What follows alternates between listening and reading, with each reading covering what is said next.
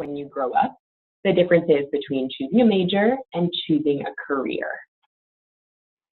So first off, I think it's really important to begin the conversation by introducing myself so that you know how I'm going to be approaching this presentation. I worked best thinking in categories, so I've broken down my identity into 3 overly simplified categories for you to start to understand the lenses through which I see the world. So first, professionally, I am an academic advisor in the School of Continuing Studies at Whitworth, which means I advise adult students who are finishing their bachelor's degrees. And I also moonlight as a resume editor and designer after working on weekends. Academically, I have 2 degrees. I have a Bachelor of Arts degree in Interdisciplinary Studies from Calvin College, which is a small Christian liberal arts school in Michigan. And I have a Master of Urban Planning degree from the University of Illinois, which is a public university with 47,000 students in central Illinois. And yes, you'll note from my degrees that my career was not dictated by my major in either my undergraduate studies or in my graduate studies. And that's one of the reasons why I love talking about this topic. And then personally, I am a mama to Ruby Lynn, and I'm a spouse to a grad student. Throughout this presentation, I'm going to be bringing insight that I learned from my own experience and from my experience helping students navigate the differences between choosing a major and choosing a career. Let's dive in. With that background on my perspective and the frame of mind, let's talk first about this question: what do you want to be when you grow up? And typically that's the question we start asking when we start thinking about the future. If you have kids, you may have actually recently asked them that question. And so I thought we'd take a look at a few kids' answers, if we can cue up the video.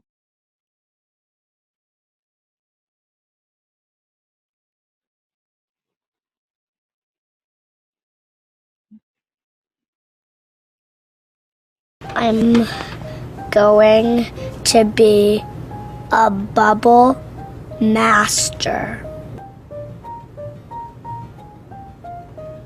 It's my passion to be singing on a stage. I'll probably buy Jupiter. I want to be a teacher, a fireman, a vet. I could be the firewoman vet. Oh, wow. I am going to be a spaceship engineer. Nice. Time. Perfect. So whether it's a bubble master or a fireman, the answers that all these little kids are describing are jobs or careers. The answer to that question, usually they're singular, they're static, they're rigid, and they're restrictive. For the most part, we all answer, what do you want to be when you grow up, with our one dream job, the steady, the stable thing we think of. In reality, however, for all we know, Jupiter may not even be a planet in 15 years, so at least one person will need to adapt his dream job, right? And we live in a world now where so many of the jobs that you could hold in the future may not even have been created yet. And you're likely to do multiple careers in your lifetime rather than simply one dream job. So I think we're actually going about the process backwards. Most of us determine our singular career that we want, and then we choose the major that seems to fit that. But I actually argue we should do something different instead. I think we should answer this question: who do you want to be when you grow up? This question is trying to probe for something different, like what skills do you want to have? What traits do you want to embody? And what virtues do you want to hold?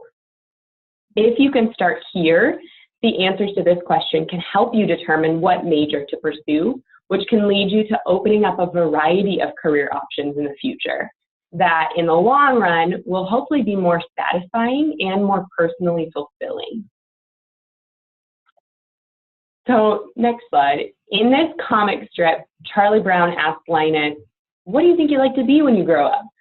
And Linus answers the question with, outrageously happy. Well, Linus is actually not answering the what question. He's answering the who question. Happy is a quality, not a career. The answers to the who questions, like Linus points out, are plural. They're dynamic, they're adaptable, and they're freeing, as opposed to that singular, static, inflexible, restrictive answer.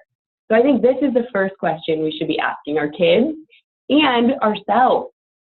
Let's dig into that more. Because the who you want to be actually helps you to determine what you want to do. I think that if we can answer the who first, we'll be better able to answer and choose a major that opens up all of those career possibilities in the future. So now, how do we go about choosing a major that takes into account who you want to be and that will open up those possibilities for future employment? Well, I thought I'd start by telling you how I chose my interdisciplinary major back in the day when I was determining it.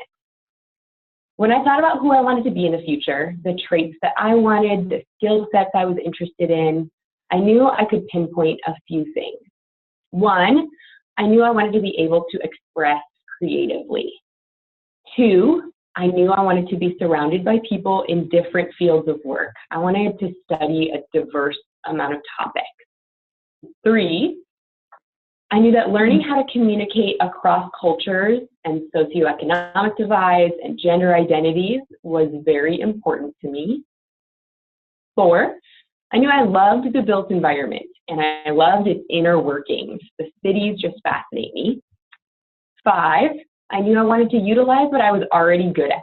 I didn't really want to try to get better at a lot of things I was terrible at. So early on, I ruled out science-related majors. And six, I knew I wanted a master's degree. I wasn't sure what I wanted that in, but that was something I knew I desired. So looking at my list, I needed to create my own major. I didn't see a major that fit all of the things that I wanted to be and who I wanted to be, what I wanted to learn. So I actually did create my own major. I combined urban sociology, international development, and architecture into an interdisciplinary major. And it prepared me so well for graduate school. Now, I know this is not an option at every school, but it was for me, so I took advantage of it. If I had to go back and choose one major, I think I would have chosen sociology and then used my elective credits to take courses in urban and international development and architecture.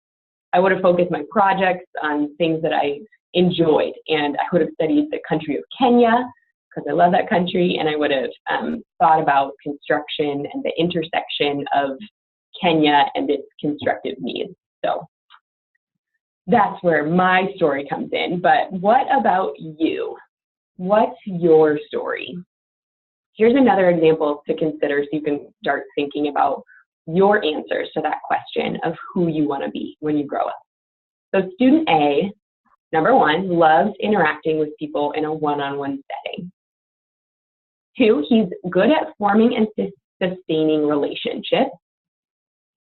He wants a leadership role in the future where he can take on a lot of responsibility and be a big fish in a small pond. Three, he's interested in building upon his communication skills and studying human connection. So with that set of answers, student A could be in many different majors. I've got listed here communication studies, sociology, psychology, or maybe human services. So let's break it down further. You can look at the skill sets that you might develop if you were to choose one of these majors. Now, I found these skill sets through a search on Whitworth's website of the specific majors. You can see what I found on this slide by just searching for the majors and what those outcomes of the majors are set out to do. So these are some of the skills you may learn. There's bound to be lots more depending on the projects that you choose to pursue within the major, the topics that you choose to research, the internships that you do, etc. But hopefully this gives you just a little bit of how you might look at the skill sets that are developed in different majors. So for example, student A might choose to study psychology. So look at that second column. And then when the right project allows, he might study how leaders and organizations utilize psychological theories to better lead their employees. Or he might complete an internship where he's able to strengthen his communication skills through providing management for an organization's social media campaign. So yes, how I laid this out is terribly oversimplified, but hopefully it gives you an idea of how you can start to look at your options for majors and then narrow down the one that best fits your wants and your desires for who you want to be when you grow up. Next slide. The process of choosing a major can then go something like this. First, determine your interests, your values, and your virtues. Then, determine if there are any skills you really want to cultivate. Then, look at what majors can help you learn those skill sets. From there, broaden your understanding of the careers that are open to you based on the skill sets that you will develop through the coursework, through your internships, your projects, and things outside of the classroom. Next slide. For some careers, this method doesn't work, and I want to be upfront and honest with that at the beginning. If you have your heart set on being a doctor or a nurse or an accountant or an engineer or any of those professions that require a very specific set of content and skills learned, and even tests that are designed to determine your competency, then you will need to learn and you will need to choose a major that will teach you very specific skill sets. We want our nurses to come out of college knowing where to stick us with needles, right? So in the case of the technical majors, start by thinking about your interests and your virtues and the values that you want. That leads you into thinking about the career you're hoping to pursue, then what major you need in order to get that skill set to be successful. Then look at all of your career options based on those skill sets. Because even if you choose a very technical major that you hope will lead you into a very specific dream job or career, you aren't bound to that forever. The world is full of nurses that became counselors, and accountants that became higher education professionals, and engineers that ran for political office, and urban planners like me that became academic advisors. So it's all really about framing how the skill sets you learned through the major that you chose can help you in whatever career opportunities present themselves. So hopefully, next slide, Jody, you can feel like choosing a major is a less daunting task now because you're able to see how the skill sets that you can learn in a variety of different majors are transferable to different careers. It's less about you choosing the right major and more about you taking an active role in your education, knowing that you're learning to apply whatever you learn in your life, and whatever twists and turns that come about, you'll be ready for because of the skill sets that you've gained. Next slide. We know that you have so many options for places to continue your education in Spokane, but I thought I'd quickly highlight Whitworth as just one of your options as I wrap it up here. So if you need to continue working a day job while you go to school, and you'd like to do just one class at a time in an accelerated format, and if you prefer the in-person classroom experience, we offer 7 degrees developed with students like you in mind. So take a look at our majors and our course format at our website, which is listed below, www.whitworth.edu/evening, or you can reach out to me with your questions at lipsker@whitworth.edu. Thanks so much for tuning in. I think we've got a few minutes that I can take any questions that you do have, because I know I needed to be brief to get all this in over your lunch hour, but I welcome any questions that you have. Great. Thank you so much, Abbie. Again, just a reminder, we do have the chat box available, so please feel free to enter any of the questions you may have, and we can get those answered for you. Abbie, I do have a couple questions, or at least one that comes to mind. As individuals are really trying to work through their desired skill sets and the major options, is there any assessments that you recommend that individuals look at that are available online, hopefully for free, that they're able to access, that you find are pretty accurate in your work? Yeah, that's a good question. I feel like the one that, well, there are a few. A couple that I recommend looking into are, one, the strengths assessment. You can find that through Strengths Finder. It's not free, but sometimes there will be discounted rates depending on if you're in a classroom and you're taking it as part of a class or doing it through your work. I know Whitworth offers some discounts for people that do want to take the strengths assessment, so look into your workplace. And knowing what your strengths are, like I said, I knew I wanted to focus on where I could find a career that utilized my strengths versus utilizing some weaknesses and trying to make my weaknesses my strengths. So that, I knew that right away because I had taken the Strengths Finder assessment early on. I would also recommend looking into the Enneagram.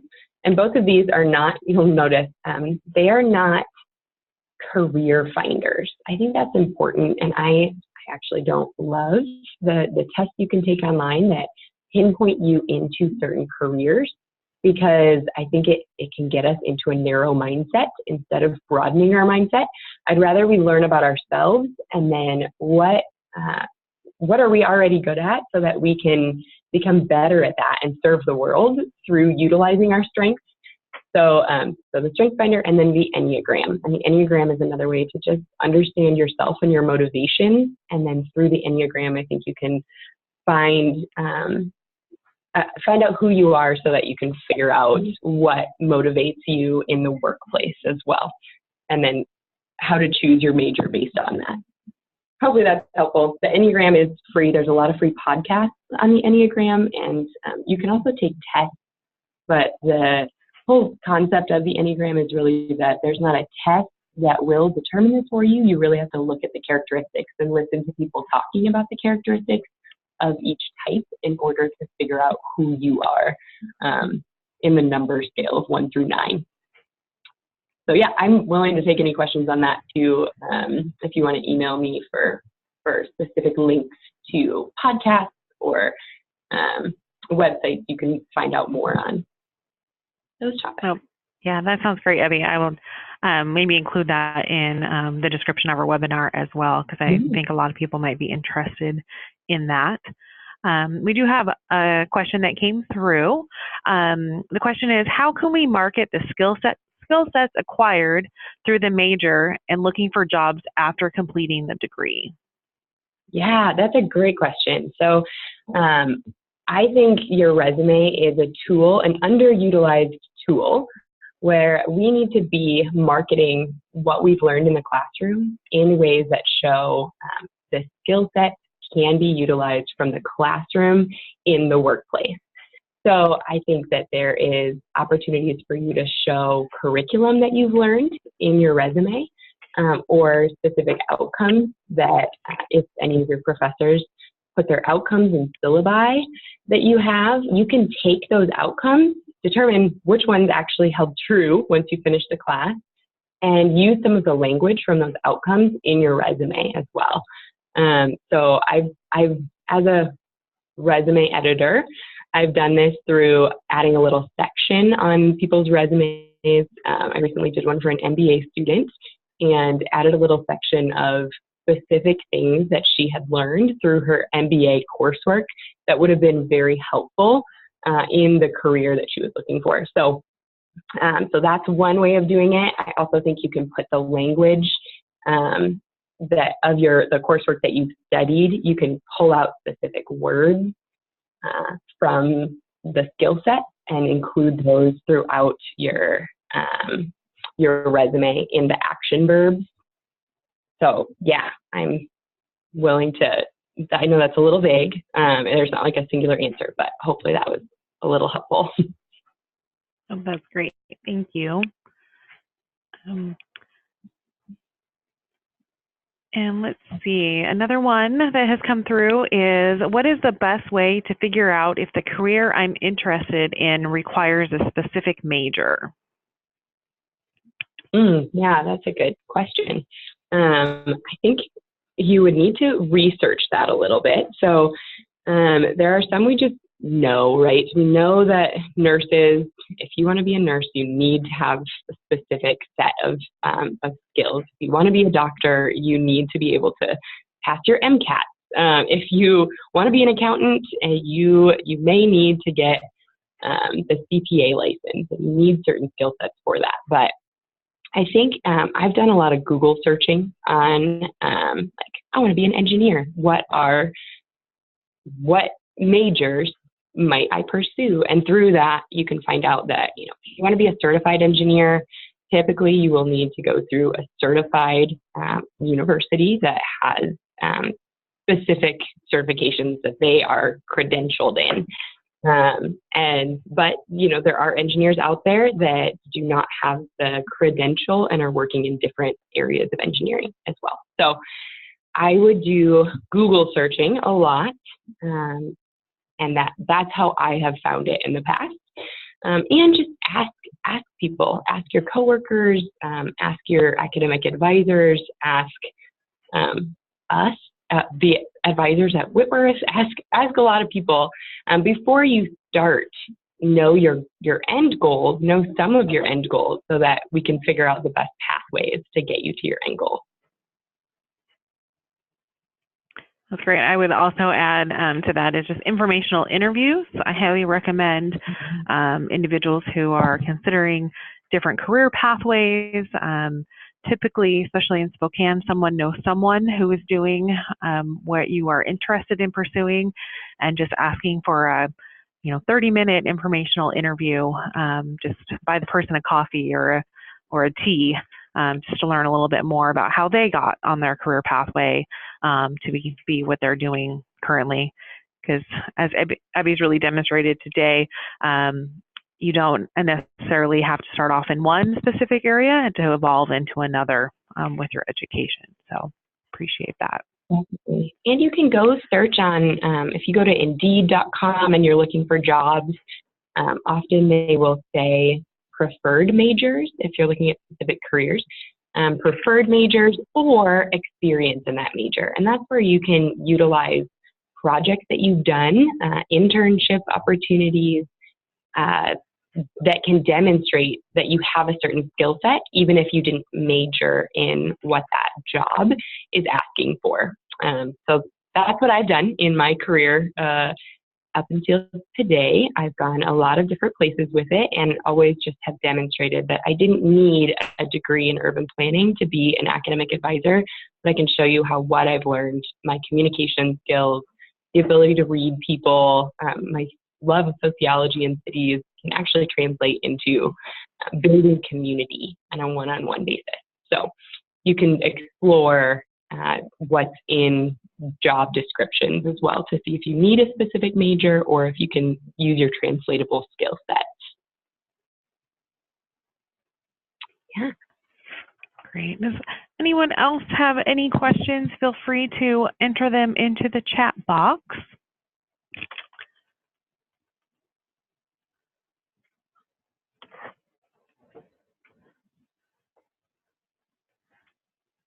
See if anyone does. I guess another quick question for you, Abbie.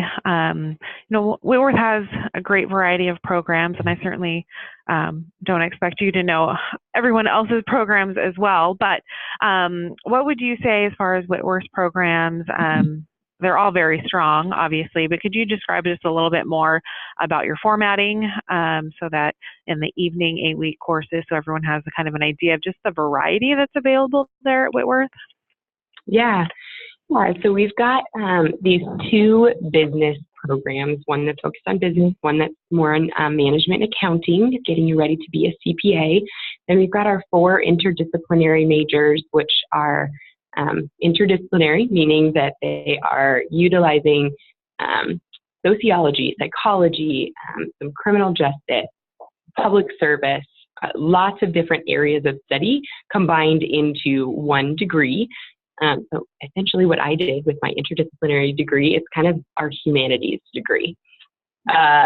So all 4 of those will prepare you with a broad set of skill sets. And then our teaching certificate or our teacher certification program which if you want to be a teacher in the state of Washington, you need to have that certificate. So that's one of those degrees where if you want to be a teacher, you need that certificate. You should do that program.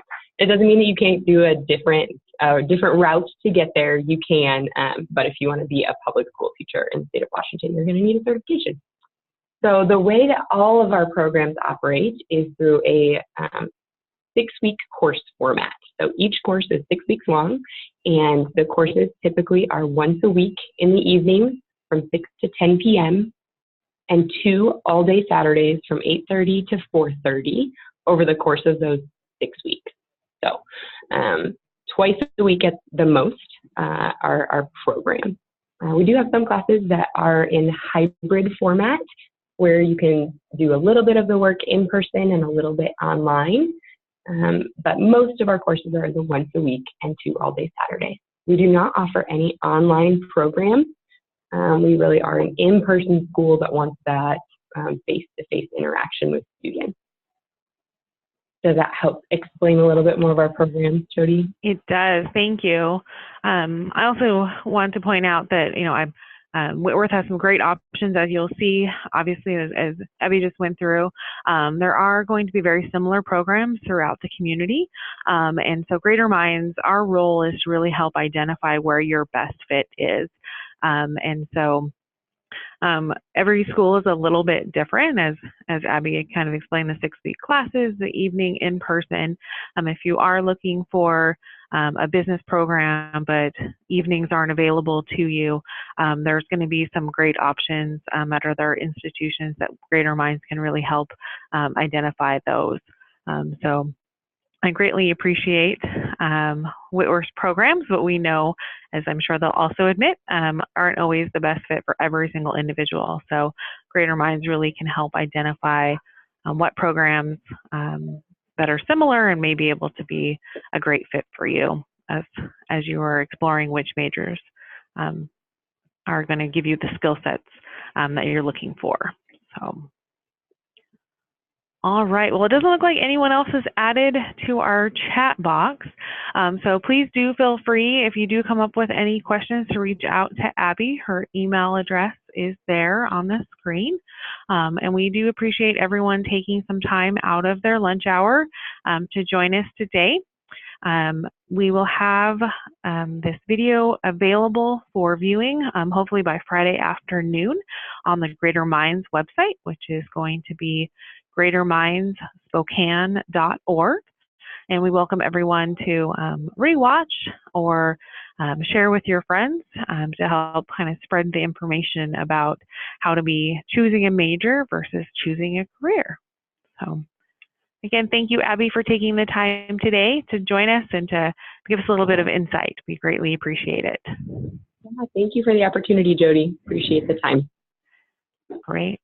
Well, everyone, have a wonderful day, and we will see you again in June. Thanks for joining us.